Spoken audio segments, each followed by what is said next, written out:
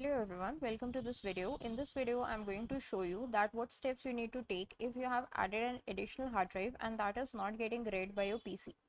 So for this, what we need to do is we need to first make sure that the hard drive, external hard drive that we have added is added properly. So just check your connection.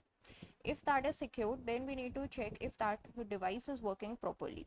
And if it is, then we will update the drivers for the hard drive or the disk drive. So for this, what we need to do is go to the home page, right click on the Windows icon and select the device manager.